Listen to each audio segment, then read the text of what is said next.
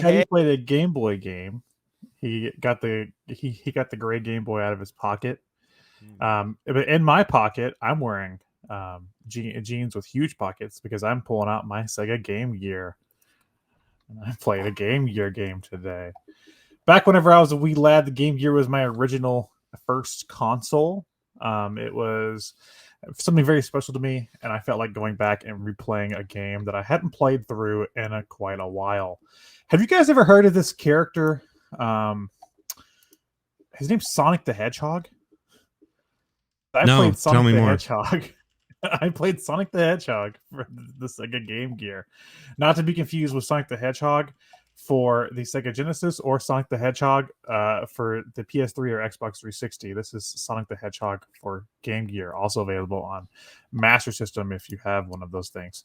It is the 8-bit version of Sonic released alongside the 16-bit version of Sonic, but don't let that fool you. This version of Sonic is very different than the original version of Sonic. So this game has different set of levels than the Genesis version, and has some different fundamentals that I thought was really interesting. I'll go through and list the stages that it has in common with the Genesis version. Green Hill Zone, of course, you got to open with that.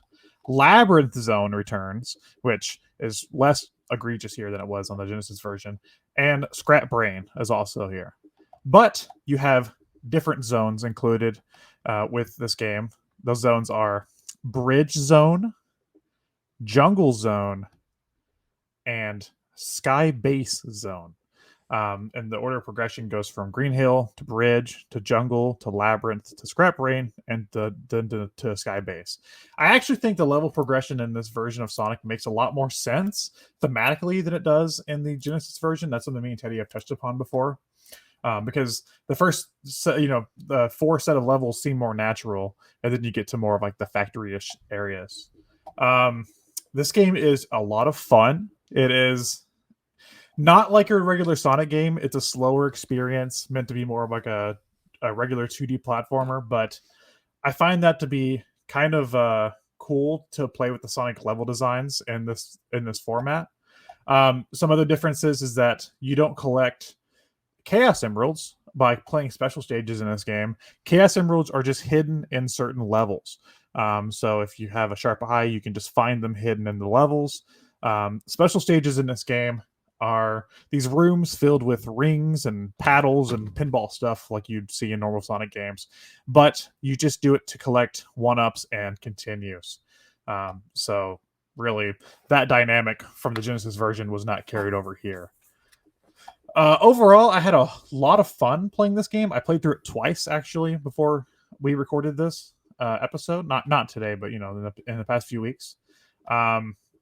The bosses were pretty easy. Even the last boss is kind of a pushover, but I think that's all right for a 8-bit handheld Game Gear Sonic game. I think it has some really catchy music. My favorite tune was from Bridge Zone, which is the second zone. It has this really awesome song that goes like do do do do do do do do do do do do do do do do do do. It's like really catchy. And then the Jungle Zone also had some really cool stuff too. Music wise, I can't recall it, but I know I liked it. And yeah, Sonic on Game Gear. It was really cool. Very cool. I almost, you know what? I didn't pick it, but I was in my mind like, oh, I need to play a quick game, and I had it on my 3DS, so I was like thinking about it. So it's very interesting that you picked it. We almost collided when hedgehogs collide. I have a nostalgia for this game actually because again, Game Gear is my first console, and I used to play my Game Gear a lot as a kid. And at one point, my mom worked at a clothing store, and she couldn't afford a babysitter, but so the owner made her a deal that she can bring me to work with her every day. And they had like a back room, and the owner set up like a little TV and a VCR, so I'd bring like my Pokemon episode tapes and stuff to watch, and I'd bring my Game Gear, and I was always in the back playing Game Gear games. And I have like really vague memories of doing that, but I remember playing Game Gear in the back room of that clothing store as a kid. and but just like a weird. I had to be like 4 or so because it's like a weird foggy memory. Like there's also memory of like we would go through McDonald's every morning and get McMuffins, but my mom didn't like the egg, so she always gave me the egg off of her sausage McMuffin. So I always had 2 eggs. I was so happy as a kid. Mhm. It's all you need is 2 eggs. But yeah, it's kind of like a fun little nostalgia trip for me to go back and play this game that I haven't really given much thought or time in a while. It's a pretty faithful replication of the Master System game, to my understanding. But do you think it goes toe to toe with the original Sonic?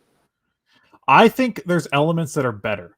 I think the pacing's better. I never liked the pacing of Marble whatever zone, the second zone, and Labyrinth zone in the Genesis version. And while this one does have Labyrinth zone, I think it's way easier than the Genesis version. So on in that sense, I think the pacing is way better in this version of Sonic. I like there's a moment in like the Green Hill of the Game Gear one where it's like you just drop down a giant slope and you go woo, and you go like Yeah. you're going so fast that you're faster than the screen. And I love that moment, just replaying that. There are parts I feel like it gets slower though, or where I'm not as into it. You did say it was slower. One of the ones I actually don't like is when you do like, or you mentioned the music for it was the Jungle Zone. I think it's like mostly vertical, like at one point. Yeah. Did you have any like things you didn't like about this game as you played through it this time? Probably there's a section in Scrap Brain where you have to hit switches and you have to go through different doors. That area was kind of annoying. It's not even that bad. It's just kind of annoying to do. And Mm. then the final area in Skybase, there's a area with lightning that can be a little tricky. Yeah, it's like these like telephone wires or something. Like they're all kind of Yeah. like they flare up every like 3 seconds. Yeah, I agree that there's not like game breaking. It's just they're annoying. Yeah. It's just kind of like when I get there, I'm like, fine. But I mean, it didn't stop me from playing through twice. So Yeah. Are you familiar with Ancient, the company that makes this game? no. They're still around. Oh. Pretty ancient. They live up to their moniker quite well. They were formed on April 1st, 1990. No fooling. Yeah. By video game music composer Yuzo Koshiro and his family. The company was co-founded by his mother, Tomo Koshiri, while his sister, Ayano, also works at the company as a character and graphic designer. I mean, they've made a game on the Switch, a couple games on the Switch. Oh. Wow. Oh, holy shit. They worked on Shenmue. Hey, we played that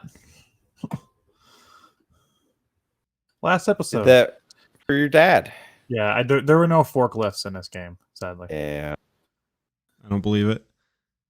I'm trying to look at some of the other games they did that people would know of. Like they did Bleach, or they worked on Bleach. Hanatareshi Yabuo. For what? For PS2, 2005.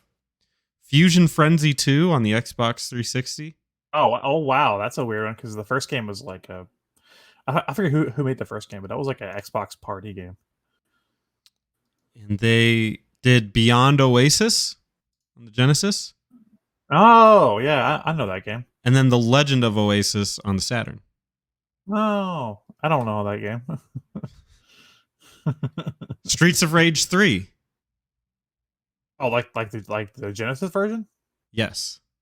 Oh wow, that's and cool. 2. And they were part of the development team for ActRaiser 2 on the Super Nintendo. Really weird. I've never heard this company before. They made some pretty popular games. Yeah, I had no clue that that this game was outsourced. I guess it makes sense for the handheld version. It looks really nice. Like I'm looking at, I only see one picture, but it's very bright. Yeah, the game looks Spencer good. wants to play a Sonic game, confirmed. Urge to go fast. I mean, honestly, in terms of like this era of Sonic, I think you might enjoy this stuff better than like the Genesis stuff because it's more focused on like slowing down and platforming than it is on just running. Okay. It's more of an RPG. Yeah. Even though the second Game Gear game level is ridiculous. There's a sad story that Brian loves that he always mentions. There's a story I told him of Sonic 2 on the Game Gear. It's so hard. And I had it as a kid, and I could never get past the first area.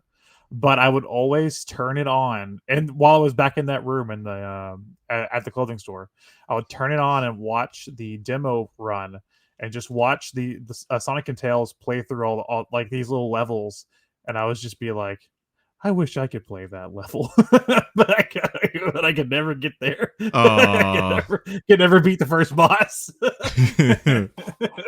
It's just like a sad moment. Oh.